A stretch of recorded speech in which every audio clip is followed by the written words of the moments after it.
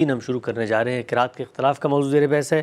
اس موضوع کی آج 11ویں نشست آغاز کرتے ہیں۔ ہم سے بہت شکریہ آپ کے وقت کا۔ دو باتیں اب تک بالکل واضح ہو چکی ہیں، اور وہ یہ کہ جس وقت آپ نے قرآن مجید کے نزول سے لے کر ہمارے ہاتھوں میں پہنچنے تک کے 4 مراحل بیان کیے، تو وہاں پر ایک نقطہ یہ بیان کیا تھا کہ قرآن نے چونکہ میزان بننا ہے، فرقان بننا ہے، فیصلہ کرنے والی جگہ پر کھڑا ہونا ہے، اس لیے یہ لازم تھا کہ اللہ تعالیٰ اس کی ایک متعین ریڈنگ بھی امت میں منتقل کرتے، اور پھر اس آتما صلی اللہ علیہ وسلم سے لے کر ہمارے ہاتھوں تک وہ پہنچتی۔ اگر وہ نہ پہنچے تو پھر قرآن میزان فرقان نہیں بن سکتا۔ اس کے بعد آخری نشست میں جو آپ نے مکتب فراہی کا اس پورے کے پورے نقطہ نظر کے حوالے سے رائے پیش کی، اس میں بھی یہ نقطہ تھا کہ قرآن مجید کی اگر یہ باقی چیزیں جو اخبار احاد کے طور پہ ہمارے نقل ہوئی ان کو مان لیا جائے تو پھر قرآن کی وہ حیثیت برقرار نہیں رہتی۔ میں چاہتا ہوں گفتگو کو وہیں سے جوڑوں اور آپ کے موقف کو مزید سمجھوں۔ بتائیے گا کیا فرق واقع ہوتا ہے اگر یہ جو باقی قراتیں ہیں اخبار احاد کے طریقے پہ منتقل ہوئی ان کو قرآن مان لیا جائے تو پھر میزان اور فرقان بننے کا جو قرآن کا دعویٰ ہے وہ کیسے اثر انداز ہوتا ہے؟ یہ دونوں صورتوں سے متعلق ہے، یعنی اس صورت سے بھی متعلق ہے کہ اگر قرآن مجید کا صرف متن منتقل ہوتا، اللہ تعالیٰ نہ اس کی قرات فرماتے نہ قرات کو منتقل کیا جاتا۔ میں یہ بڑی وضاحت کے ساتھ عرض کر چکا ہوں کہ جب ہم آپ کو ایک کتاب لکھتے ہیں تو وہ کتاب جیسے ہی صفحہ کرتاس پر منتقل ہوتی ہے اس میں اس زبان کا رسم الخط اپنا کردار ادا کرنا شروع کر دیتا ہے۔ دنیا کی کسی زبان کا رسم الخط بھی جس طرح ہم پڑھتے ہیں اس کو پوری طرح ادا نہیں کر سکتا، چنانچہ نتیجہ یہ نکلتا ہے کہ پھر قاری فیصلہ کرتا ہے اور اپنے فہم کی بنیاد پر فیصلہ کرتا ہے کہ اس متن کو اس نے کس طرح پڑھنا ہے۔ جب قاری فیصلہ کرتا ہے تو گویا بنیاد ہی میں اختلاف کی گنجائش پیدا ہو گئی، یعنی ایک آدمی ایک متن کو ایک طریقے سے پڑھے گا، دوسرا آدمی دوسرے طریقے سے پڑھے گا۔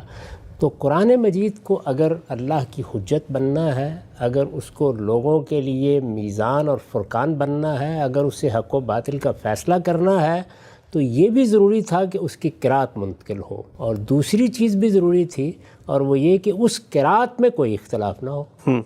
یعنی اگر یہ مان لیا جائے کہ یہ قرات بھی ہوئی ہے اور وہ قرات بھی ہوئی ہے، اور یہ اللہ تعالیٰ نے خود کی ہے یا جبریل امین نے کی ہے یا اس کے بعد رسالت مآب صلی اللہ علیہ وسلم نے کی ہے، تو وہی چیز پیدا ہو جائے گی۔ یعنی جو اختلاف قاری نے پیدا کرنا تھا وہ بنیاد میں پیدا ہو گیا، ٹھیک، اصل ہی میں پیدا ہو گیا۔ تو دونوں پہلوؤں سے اگر آپ غور کریں گے تو یہ مانے بغیر کوئی چارہ نہیں ہوگا کہ قرآن مجید میں اگر اللہ کی حجت بیان ہوئی ہے، اور اگر قرآن مجید حق و باطل میں فرق کے لیے آیا ہے، اور اگر قرآن مجید کا تعارف ہی اللہ تعالیٰ یہ کہہ کے کرا رہے ہیں کہ یہ کتاب اس لیے نازل کی گئی ہے کہ تمہارے اختلافات کا فیصلہ کر دے، تو پھر اس کا لازمی نتیجہ یہ ہے کہ اس کی قرات بھی منتقل ہو، ایک بات، اور وہ ایک ہی قرات ہو۔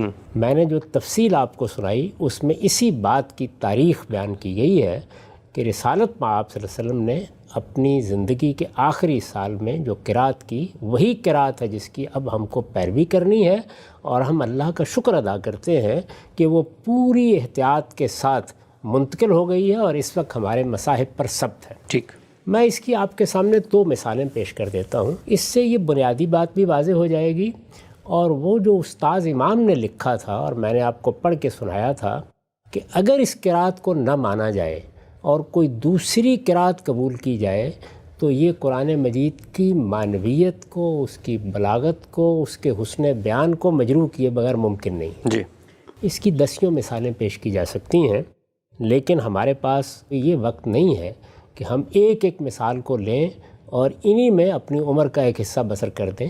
اس لیے میں 2 مثالیں منتخب کر کے آپ کے سامنے ان کی تحلیل کرتا ہوں اور یہ بتاتا ہوں کہ کس طریقے سے قرات کا ہونا بھی ناگزیر تھا، یعنی متن کے ساتھ قرات کا ہونا یہ بھی ناگزیر تھا، اور ایک ہی قرات یہ بھی ضروری تھی۔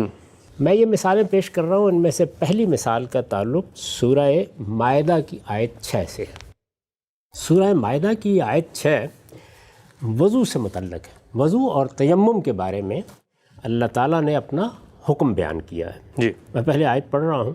ارشاد فرمایا ہے، یا ایھا الذین آمنوا اذا قمتم الی الصلاۃ فاغسلوا وجوہکم وایدیکم الی المرافق وَامْسَحُوا بِرُؤُوسِكُمْ وَأَرْجُلَكُمْ إِلَى الْكَعْبَيْنِ۔ ٹھیک، اس میں یہ بیان کیا گیا ہے کہ ایمان والو تم جب نماز کے لیے اٹھو تو تمہیں کیا اہتمام کرنا ہے۔ ترجمہ ہے ایمان والو جب نماز کے لیے اٹھو تو اپنے منہ اور ہاتھ کوہنیوں تک دھو لو۔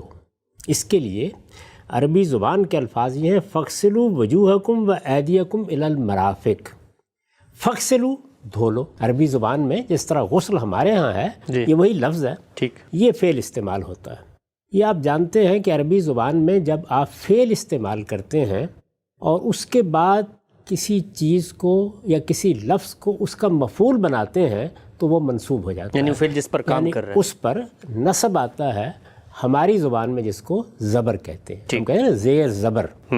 تو میں یہ پہلے عرض کر چکا ہوں کہ عربی زبان میں جب قرات ثبت کی جائے گی تو وہ کس طرح ثبت کی جائے گی، اس کے لیے یہی علامتیں ہیں، یعنی نصب ہے، جر ہے، ضمہ ہے، یہ علامتیں ہیں جن کے ذریعے سے ہم قرات کو منتقل کرتے ہیں۔ ضمہ ہے، رفع ہے۔ تو یہاں کیا ہوا ہے؟ یہاں یہ ہوا ہے کہ فغسلو کا فعل استعمال کیا ہے، فغسلو کے فعل کے بعد اس کا مفعول بیان ہوا ہے، اور وہ دو بیان ہوئے ہیں، ایک وجوہ اور ایک ایدی۔ ٹھیک، وجوہ کیا ہے؟ چہرے، ایدی کیا ہے؟ ہاتھ۔ اب ان پر نصب آئے گا، یعنی عربی زبان میں یہ ضروری ہے کہ آپ جب لفظ کو اس کی جگہ پر رکھیں تو اس کے محل کے لحاظ سے اس کے اعراب بولیں۔ جی، یعنی اگر آپ نے فاعل کسی کو بتانا ہے، فعل کسی کو بتانا ہے، آپ نے مبتدا بتانا ہے، آپ نے خبر بتانی ہے، تو ایک تو ان کا محل ہوگا، یعنی انہیں آپ کہاں رکھیں گے، جی، اور دوسرے یہ کہ اس محل کے لحاظ سے ان پر کوئی علامت بھی آئے گی۔ جی، تو یہاں یہ نصب کی علامت آ گئی ہے۔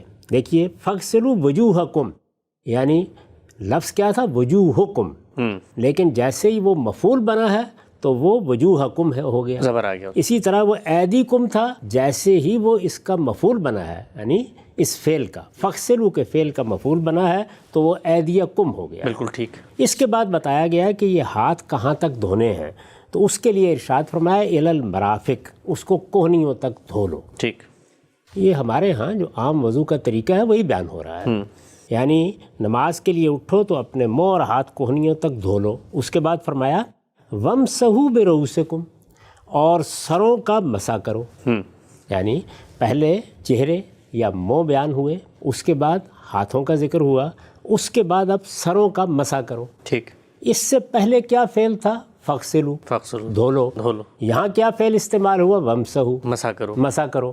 جب مسح کرو استعمال کیا گیا تو اس کے بعد ایک صلہ آیا ہے جس کو آپ انگریزی زبان میں پروپوزیشن کہتے ہیں۔ یہ آپ جانتے ہیں کہ انگریزی زبان میں بھی ان صلات کی تبدیلی سے مفہوم میں بھی فرق پڑتا ہے، اور بعض افعال کو استعمال کرتے وقت وہ صلات لازماً استعمال بھی کرنے پڑتے ہیں، یعنی گو کے بعد اب ٹو استعمال کریں گے، ان ٹو استعمال کریں گے، اپ استعمال کریں گے، اس سے معنی متعین ہوں گے۔ واضح۔ تو یہاں پر وَامْسَحُوا کے بعد جو صلہ استعمال ہوا ہے وہ کیا ہے؟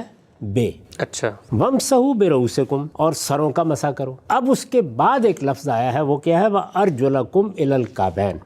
اس سے پیچھے کیا آیا تھا؟